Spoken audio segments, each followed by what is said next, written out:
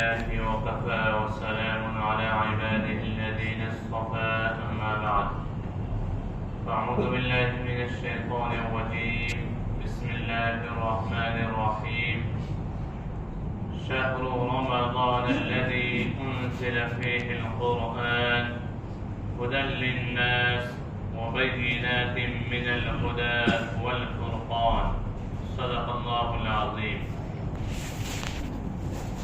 معزز سامعین کرام، عزیزان محترم، اللہ تعالیٰ نے اپنے بے انتہا فضل و کرم کے ساتھ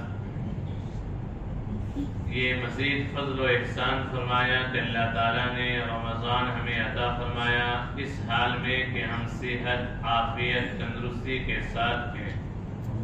یہ اللہ کا بڑا احسان اور اللہ کا بڑا فضل ہے. اللہ تعالیٰ مجھے آپ تمام کو رمضان المبارک کی قدردانی کی توفیق نصیب فرمائے، اعمال صالحہ میں اضافے کا ذریعہ بنائے، اعمال رذیلہ خبیثہ سے محفوظ رہنے کا اور آئندہ تمام زندگی ان تمام کاموں سے محفوظ رہنے کا اس رمضان کو ہمارے لیے ذریعہ بنائے. آمین.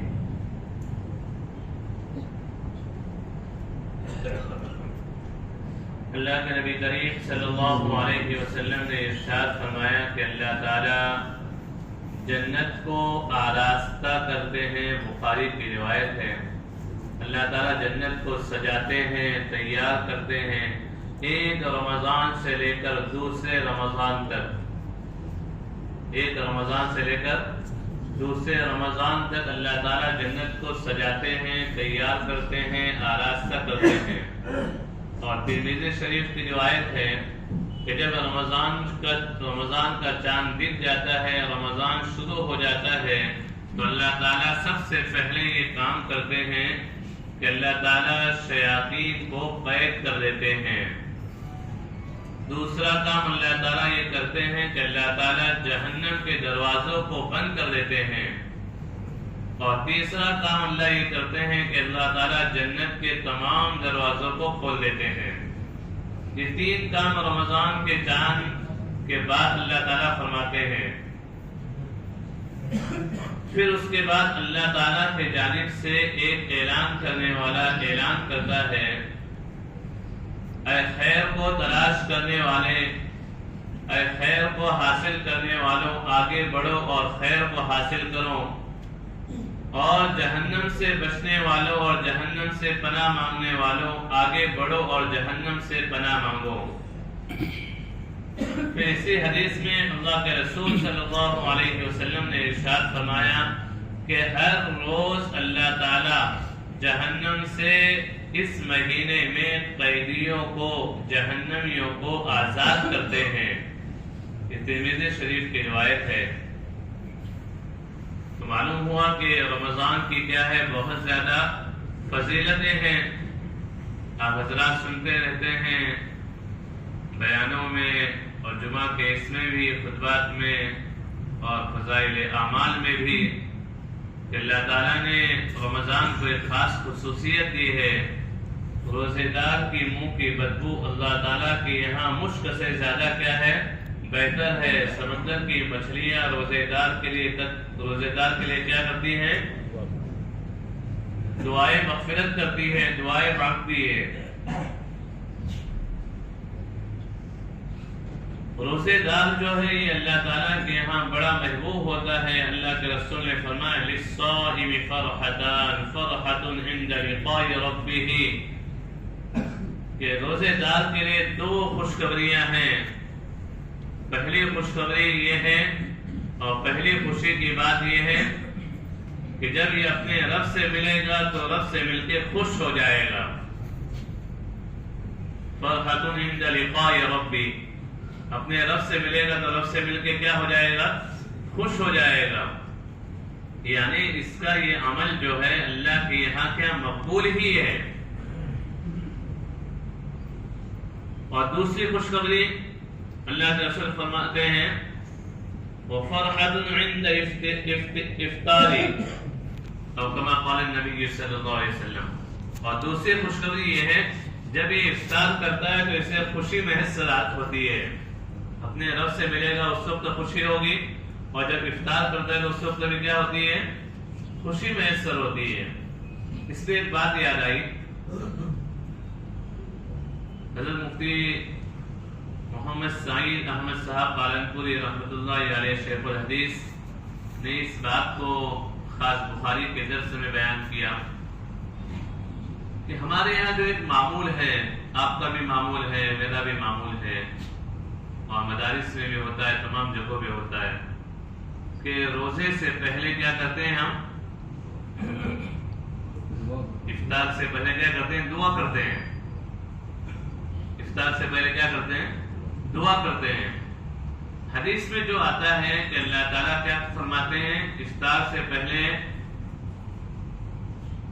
دعا کو کیا کرتے ہیں؟ قبول کرتے ہیں۔ لیکن حدیث کے الفاظ یہ ہیں کہ افطار کے وقت اللہ تعالیٰ دعا کو قبول فرماتے ہیں۔ کب قبول فرماتے ہیں؟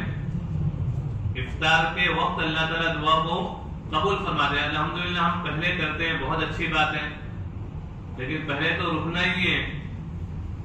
اذان سے پہلے دعا تو کرنا مجبوری ہے، بیٹھے تو دعا کرنا ہی ہے، کھانا تو شروع نہیں کر سکتے ہیں۔ اصل کمال یہ ہے، جو حدیث کے جو الفاظ یہ ہیں کہ اللہ تعالیٰ جو دعا قبول فرماتے ہیں افطار کے وقت، تو افطار کے وقت سے شیخ الحدیث فرماتے ہیں کہ افطار کے وقت کا مطلب ہے کہ جس وقت افطار کیا جاتا ہے، اس لیے اللہ کے رسول نے جو دعا سکھائی وہ افطار کے وقت کی دعا سکھائی۔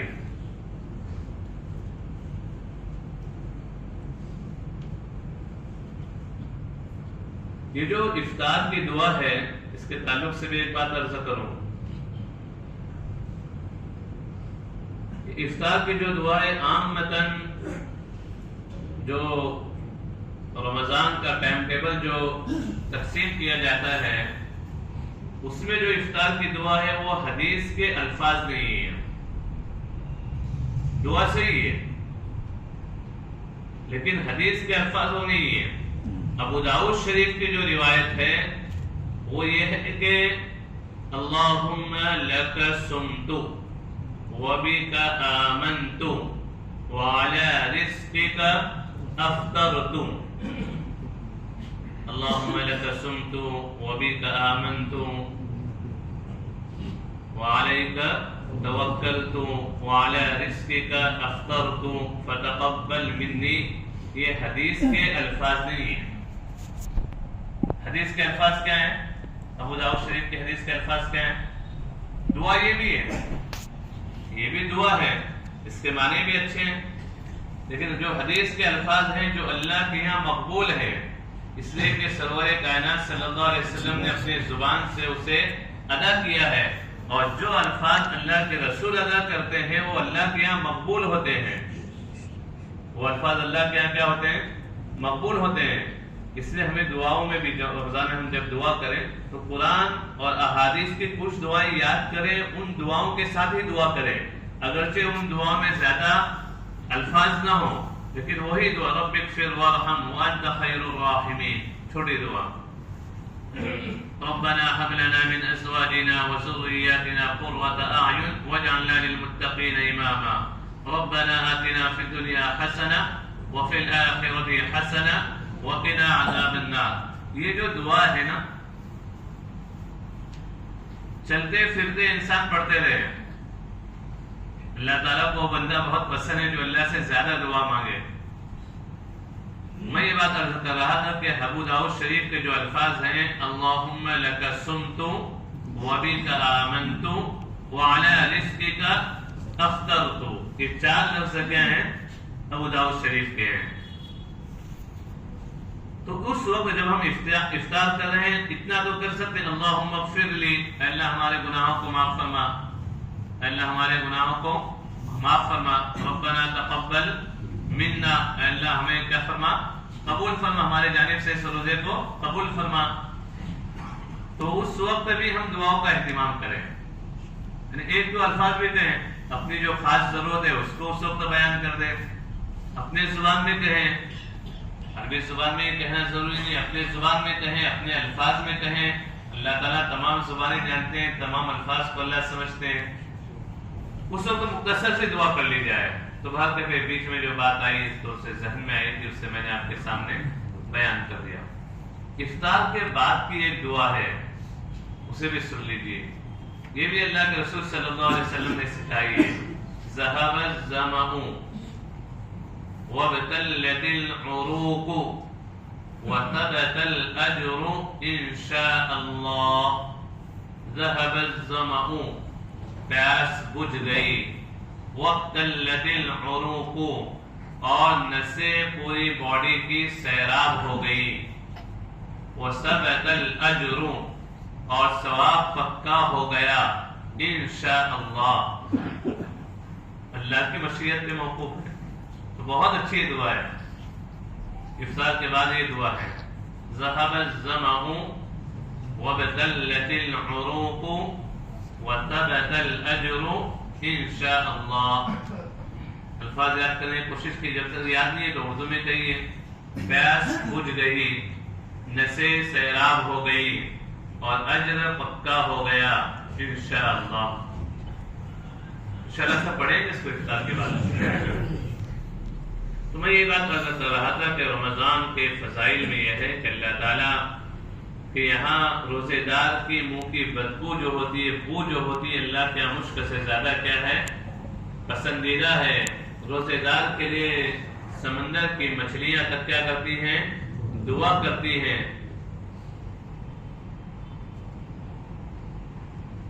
روزوں کے مسائل کے تعلق سے چند باتیں پیش کی جائیں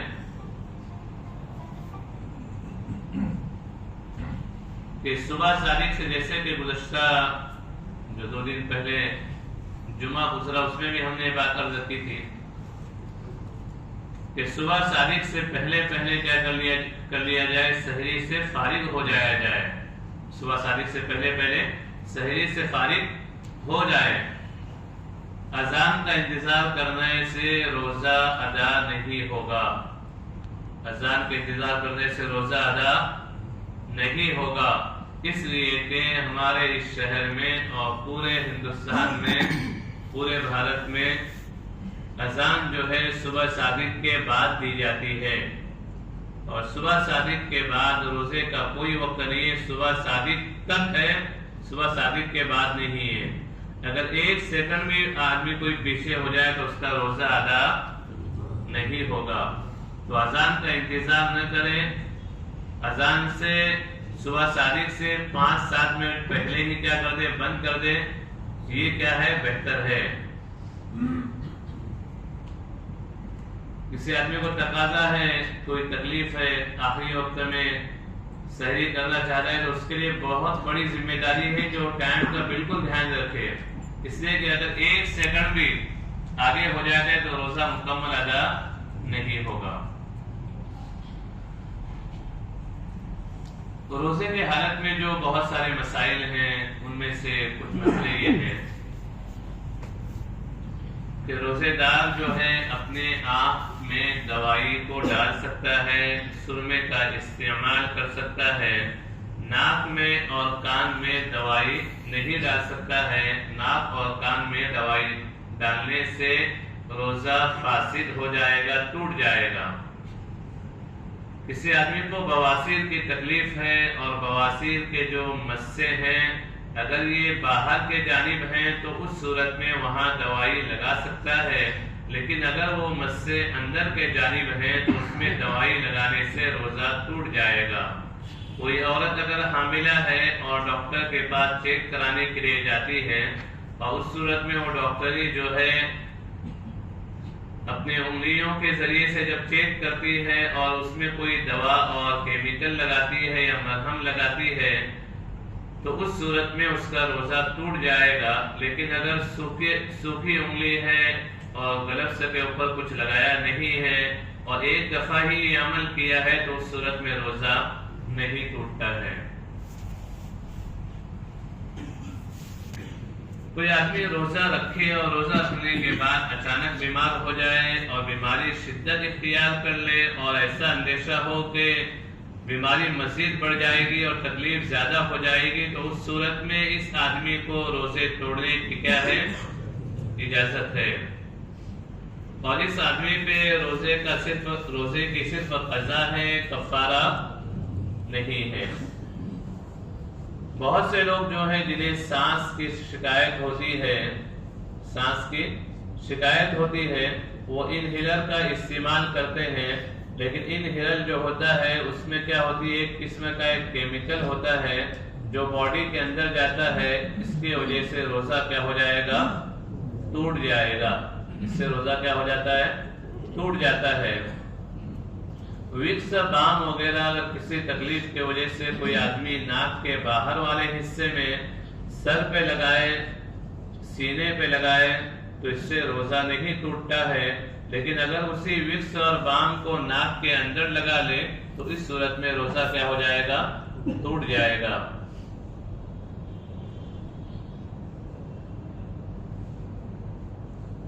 روزے کے حالت میں بیوی سے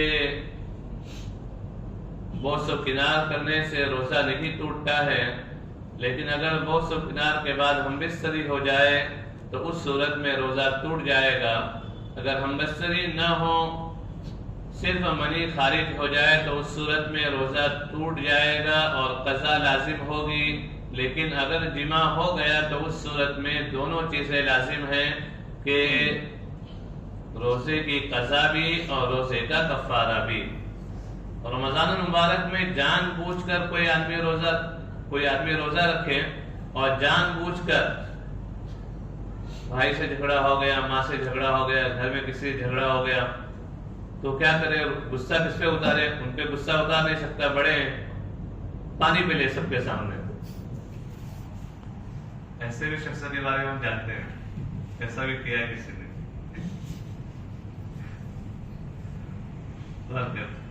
تو کوئی آدمی غصے میں کیا کرے، جب یہ لوگ تو میں کچھ کر نہیں سکتا ہوں تو غصے میں کیا کرے، پانی پی لے ان کے سامنے۔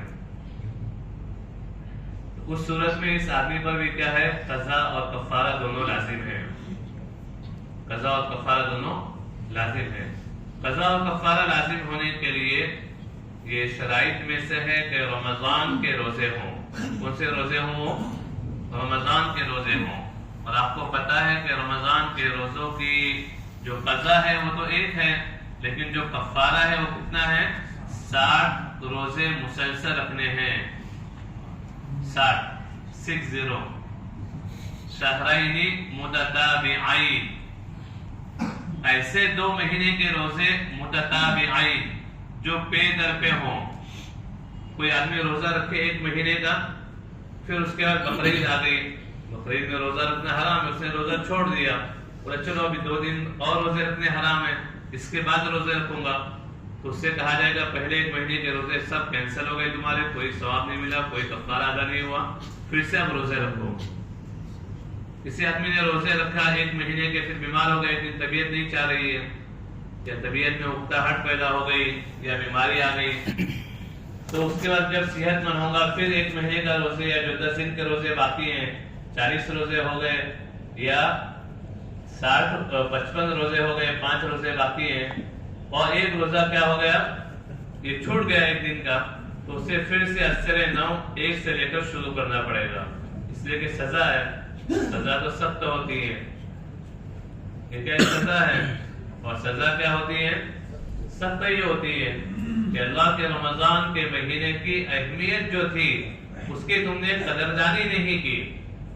کیوں سزا یہ کہ اتنا عظیم الشان مہینہ جس کے وجہ سے اللہ تعالیٰ جنت کو سنوارتے ہیں، اللہ تعالیٰ شیاطین کو قید کر دیتے ہیں، اللہ تعالیٰ جنت روزے داروں کے لیے جنت کے دروازے کھول دیتے ہیں، روزے داروں کی دعاؤں کو قبول کرنے کا اللہ وعدہ کرتے ہیں، مومن کے روزی میں اللہ تعالیٰ رزق میں اضافہ فرما دیتے ہیں، اللہ خود کہتے ہیں کہ صبر کا مہینہ صبر کرو اور اس کا بدلہ جنت ہے۔ یہ خیر خواہی کا مہینہ ہے، غمخواری کا مہینہ ہے، اس میں غمخواری کی جائے، افطار کیا جائے، افطار کرایا جائے، کرانے کا ثواب یہ ہے کہ اللہ گناہوں کو معاف کر دیں گے، جنت میں داخل فرما دیں گے، اور جسے افطار کرائیں گے اس کے روزے کا تمہیں بھی اللہ تعالیٰ مکمل ثواب دیں گے، اور اس کے روزے میں کوئی کمی واقع نہیں ہوگی۔ بے شمار جو فضائل اللہ تعالیٰ نے اس میں بیان کیے ہیں، اللہ کے رسول نے جو احادیث میں بیان کیے ہیں اور اللہ تعالیٰ نے قرآن میں جو بیان کیا ہے، یہ حدیث قدسی میں جو اللہ تعالیٰ نے بیان کیا ہے، یہ ابن آدم، اے آدم کے بیٹے، تیرا ہر عمل جو ہے تیرے لیے ہے، لیکن روزہ ایک ایسا عمل ہے جو میرے لیے ہے، اور تیرے ہر عمل کا بدلہ میں 10 گنا سے 700 گنا تک دیتا ہوں، لیکن روزہ ایک ایسا عمل ہے کہ اس کا بدلہ میں بے حساب دوں گا۔ روزے کا بدلہ کیا ہے؟ بے حساب دوں گا۔ اللہ تعالیٰ فرماتے ہیں انا اجزی بھی، انا اجزی بھی، کہ میں خود اس کا بدلہ دوں گا۔ اور جب اللہ بدلہ دیں گے تو اللہ کتنا دیں گے، کتنا اور کیسا دیں گے، یہ ہمارے وہم و گمان سے کیا ہے؟ باہر کی بات ہے، کبھی وہم و گمان میں آ ہی نہیں سکتی ہے بات۔ تو جب رمضان کی اتنی زیادہ اہمیت ہے اور اس شخص نے اتنی اہمیتوں کے باوجود اس کی قدردانی نہیں کی، تو اب اللہ تعالیٰ سزا دے رہے ہیں کہ کنٹینیو مسلسل آپ کو کیا کرنا پڑیں گے؟ 60 روزے رکھنا پڑیں گے، پھر بھی رمضان کی جو کیفیت ہے وہ حاصل ہوگی نہیں۔ اللہ تعالیٰ ہم تمام کو رمضان کی قدردانی کرنے کی توفیق نصیب فرمائے۔ کوئی آدمی رمضان میں بیمار ہو جائے اور انجیکشن وغیرہ کی ضرورت پڑ جائے تو اس صورت میں انجیکشن لے سکتا ہے، اس سے روزہ نہیں ٹوٹتا ہے۔ بہت زیادہ بیمار ہے اور ڈاکٹر نے کہہ دیا ہے کہ گلوکوز چڑھایا جائے تو اس سے بھی روزہ نہیں ٹوٹے گا۔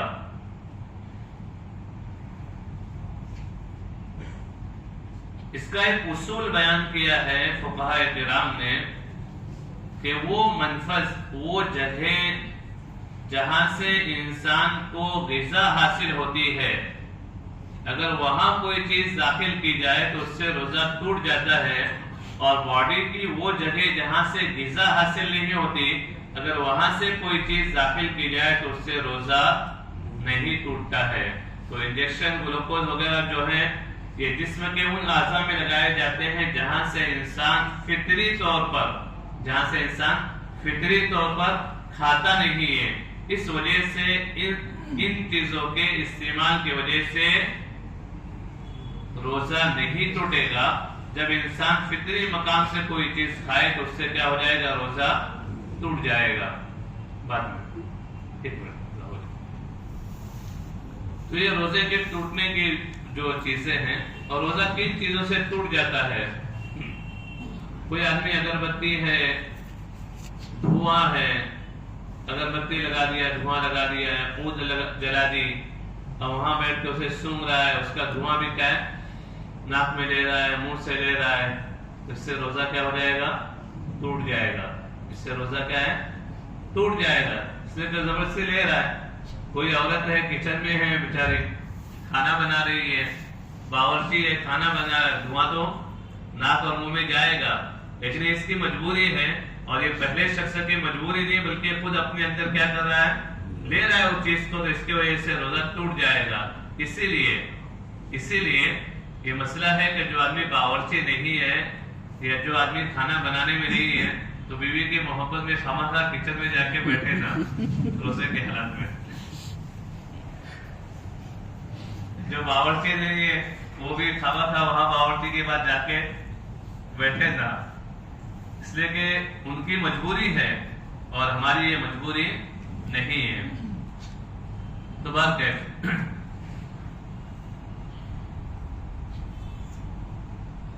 آپ حضرات سوال کر لیجیے، کسی کو سوال کرنا ہے روزے کے تعلق سے۔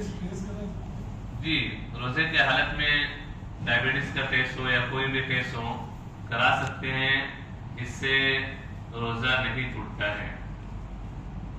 قے کرنے سے بھی روزہ نہیں ٹوٹتا ہے۔ اس سے پہلے بھی کئی دفعہ مسئلہ آ چکا ہے کہ قے کرنے سے، الٹی ہو جانے سے روزہ نہیں ٹوٹتا ہے۔ کوئی آدمی الٹی کرے، جان بوجھ کے الٹی کرے، بہت کھا لیا شہری میں، اب انگلی ڈال کے نکال رہے ہیں کہ بے چینی ہو رہی ہے، جان بوجھ کا مطلب یہی ہے نا، ورنہ ابھی کوئی جان بوجھ کے تو کرے گا نہیں، جو باقی ابھی نکل جائے گالی دینے سے نہیں۔ ایک منٹ، تو قے ہونے سے روزہ نہیں ٹوٹے گا چاہے قے منہ بھر کے ہو. لیکن کسی نے قے کی اور منہ بھر کے ہو گئی تو اس کا روزہ کیا ہو جائے گا؟ ٹوٹ جائے گا. اس کا روزہ کیا ہو جائے گا؟ ٹوٹ جائے گا. اللہ کے رسول صلی اللہ علیہ وسلم نے ارشاد فرمایا کہ اگر تمہارے پاس کوئی آدمی آئے اور جھگڑنے لگے، آدمی کیا ہے؟ جھگڑنے لگے روزے کی حالت میں، آپ روزے میں ہو، کوئی آدمی آیا اور آپ سے جھگڑ رہا ہے، آپ کو برا بھلا کہہ رہا ہے، تو اللہ کے رسول نے فرمایا کہ اس سے کہیں فَإِنِّي صَائِمٌ إِنِّي امْرُؤٌ صَائِمٌ، میں وہ آدمی ہوں جو روزے سے ہوں. فَإِن سَابَهُ أَحَدٌ فَلْيَقُلْ إِنِّي امْرُؤٌ صَائِمٌ، کہ اگر تم سے کوئی آدمی جھگڑنے لگے اور برا بھلا کہنے لگے تو اس سے کیا کہا جائے کہ میں وہ آدمی ہوں جو روزے سے ہوں. یعنی میں گالی گلوچ نہیں کروں گا. گالی گلوچ کرنے سے انسان کو کیا کرنا چاہیے؟ روزے میں پرہیز کرنا چاہیے. برا بھلا کہنے سے، گالی گلوچ کہنے سے، جو گالی ہمارے عرف میں کامن گالیاں ہیں، زبان گالیاں ہیں، اس سے بھی کیا کرنا چاہیے؟ پرہیز کرنا چاہیے. ہماری زبان شائستہ ہونا چاہیے. زبان میں ایسے الفاظ نہیں ہونا چاہیے جو برے ہوں. اور گالی دینا کیا ہے؟ منع ہے. اور روزے میں اس کی شناخت اور بڑھ جاتی ہے. غیبت کرنا یہ سب سے بڑا گناہ ہے.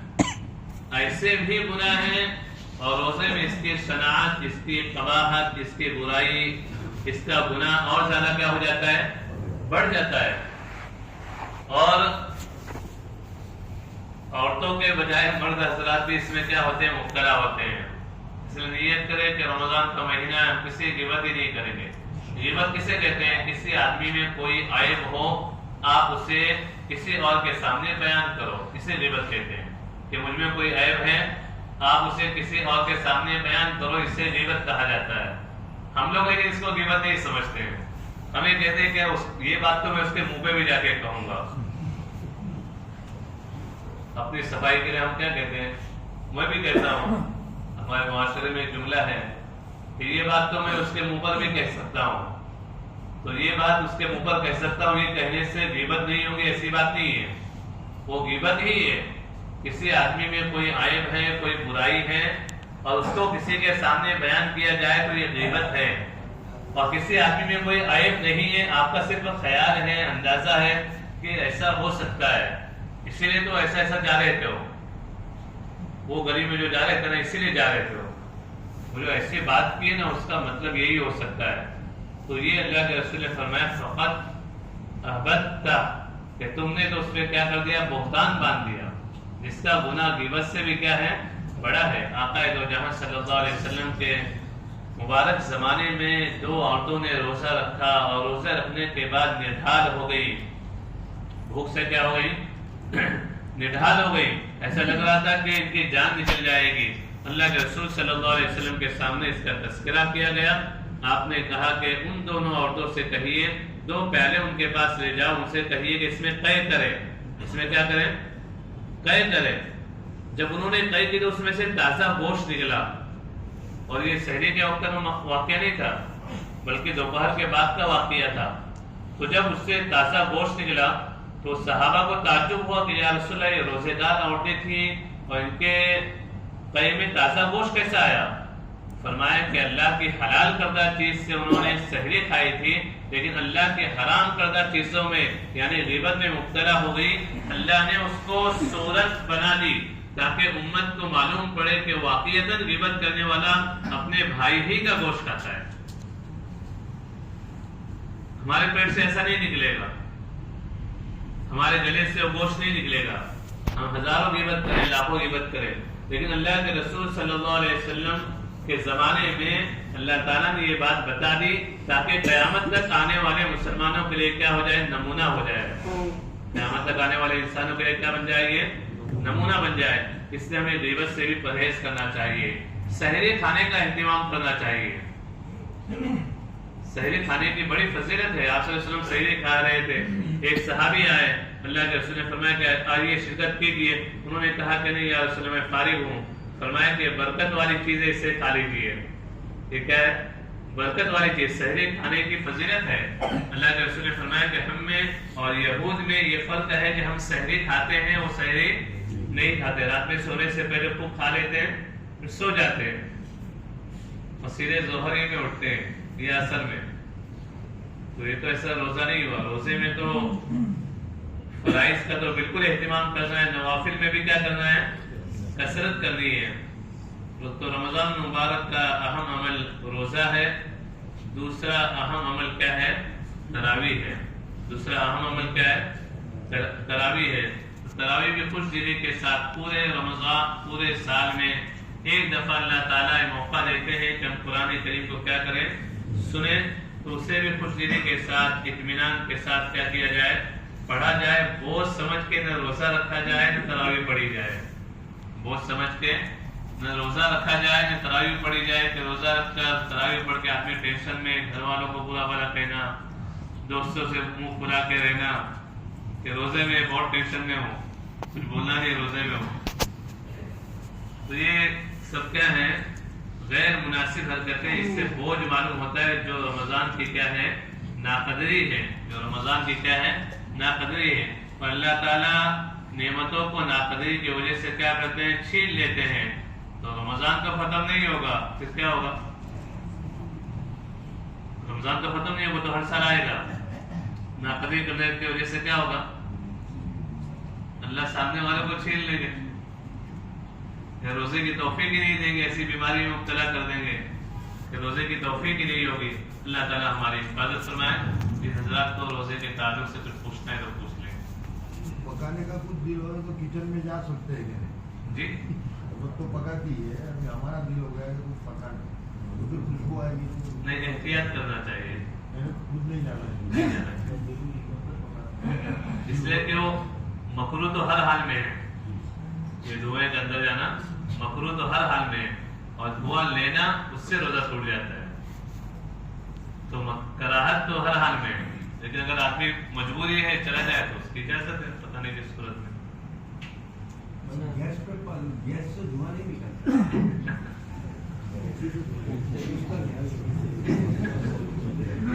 اچھی بات ہے، جب دھواں نہ نکلے تو آدمی جا کے مدد کرے.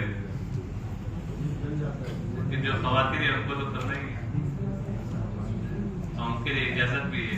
بلکہ خواتین جو ہے ان کو چکھنے کی بھی کیا ہے، لیکن مسئلہ مت بیان کیجیے، اس سے کہ ہمارے الحمدللہ خواتین چکھتی نہیں ہے، وہ چکھتی ہے. خواتین کو کیا ہے، چکھنے کی بھی اجازت ہے.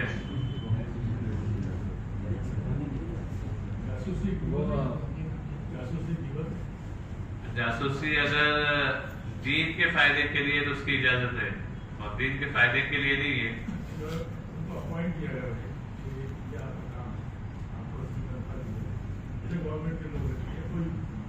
جی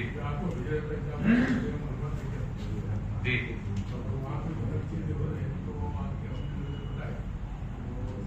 نہیں، وہ تو برائی سے روکنا ہوا.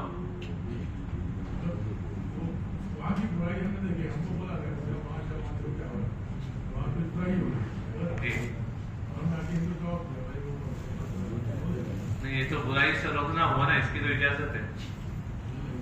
ہاں، مقصد یہ برائی سے روکنا ہے، صرف مقصد اس کی برائی کرنا نہیں ہے، برائی سے روکنا ہے، مقصد برائی کرنا نہیں ہے. جب ممی افطاری بچھاتے ہیں تو خوشبو جو آتی ہے ہم لوگ خوشبو کی اجازت ہے، خوشبو سونگنے کی، خوشبو لگانے کی. روزے میں خوشبو سونگنے کی، خوشبو لگانے کی، پھول سونگنے کی، عطر لگانے کی، فروٹ وغیرہ جو ہے کھانے کا جو ہے خوشبو تو اجازت ہے. اس کی افطاری میں تو خوشبو آتی ہی ہے، خوشبو کی اجازت ہے.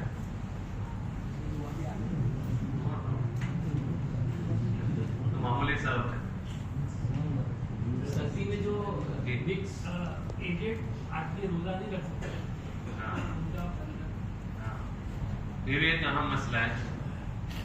کوئی ایسا آدمی ہے جو روزہ نہیں رکھ پاتا ہے بیماری کی وجہ سے، یا کسی بہت زیادہ عمر ہو جانے کی وجہ سے روزہ نہیں رکھ پاتا ہے، تو اس صورت میں اب ان کے لیے کیا ہے؟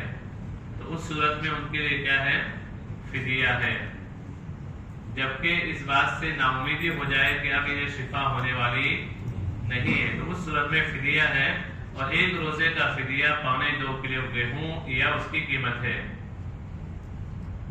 جی وکس کا جو وہ سننے والا ہوتا ہے نا، جی جی انہیلر وہ بھی دیتا ہے لے سکتے ہیں. نہیں